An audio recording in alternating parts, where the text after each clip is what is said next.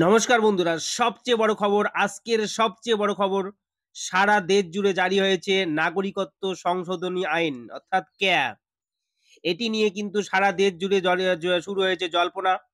পুরো ভিডিওটি দেখলে আপনারা সবকিছু জানতে পারবেন যে ক্যা বা সংশোধিত নাগরিকত্ব আইন কি, সে বিষয়ে কিন্তু বিস্তারিত বলা হলো এখানে। দেখুন কিভাবে সিএএ থেকে সুবিধা পাবেন পাকিস্তান, বাংলাদেশ এবং আফগানিস্তান থেকে আগত শরণার্থীরা। পুরো বিষয়টি এখানে কিন্তু বলা হয়েছে। আপনারা দেখে নিন। অবশ্যই আপনারা সবকিছু জানতে পারবেন। আজ সংবাদপত্রে প্রকাশিত হয়েছে। দেখুন এখানে কি বলা আছে। কলকাতা থেকে প্রকাশিত হয়েছে সংবাদপত্রে। নাগরিকত্ব সংশোধনী আইন অর্থাৎ ক্যা চালু হয়ে গেল সারা দেশ জুড়ে আজ ভারতে। জল্পনা ছিলই, সোমবার তাই সত্যি করে নরেন্দ্র মোদী সরকার লোকসভা নির্বাচনের আগেই সিএএ অর্থাৎ ক্যা কার্যকরের বিষয়ে বিজ্ঞপ্তি জারি করে দিল। এক নজরে জেনে নেওয়া যাক ক্যা কি অর্থাৎ নাগরিকত্ব আইন কি, সেই বিষয়ে এখানে কিন্তু বিস্তারিত বলা হয়েছে। ২০১৪ সালের ৩১শে ডিসেম্বর পর্যন্ত পাকিস্তান, বাংলাদেশ এবং আফগানিস্তান থেকে ধর্মীয় কারণে নিপীড়নের জন্য এ দেশে আসা শরণার্থীদের ভারতীয় নাগরিকত্ব দেওয়ার কথা বলা হয়েছে এই ক্যা আইনে। স্পষ্ট বোঝা গেল, আপনারা বুঝতে পারলেন।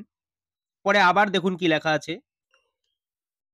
এই দেশগুলি থেকে হিন্দু, শিখ, জৈন, বৌদ্ধ, পার্সি এবং খ্রিস্টান সম্প্রদায়ের শরণার্থীদের নাগরিকত্ব প্রদানের বিষয়টি সিএএ তে উল্লেখ করা হয়েছে, যদিও এই আইনে মুসলিম সম্প্রদায়ভুক্তদের কথা বলা হয়নি।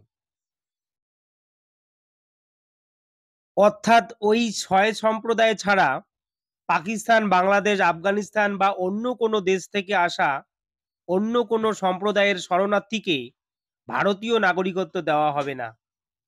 কিভাবে সিএএ থেকে সুবিধা পাবেন পাকিস্তান, বাংলাদেশ এবং আফগানিস্তান থেকে আগত শরণার্থীরা? আইন অনুযায়ী ভিসা বা পাসপোর্টের মতো নথি না থাকলেও ভারতীয় নাগরিকত্ব পাওয়ার জন্য আবেদন করতে পারবেন। ১৯৫৫ সালের নাগরিকত্ব আইনে বলা হয়েছিল নাগরিকত্ব পেতে টানা ১ বছর ভারতে থাকতে হবে। এছাড়াও বিগত ১৪ বছরের মধ্যে ১১ বছর ভারতে থাকা বাধ্যতামূলক। কিন্তু সংশোধনী আইনে সেই ১১ বছরের সময়কাল কমিয়ে ৫ বছর করা হয়েছে। ২০১৯ সালে দ্বিতীয়বার ক্ষমতায় এসেই মোদী সরকার ঘোষণা করেছিল যে ভারতে নাগরিকত্ব আইন সংশোধন করা হবে। লোকসভা এবং রাজ্যসভায় পাশ হয়ে যায় সেই বিল।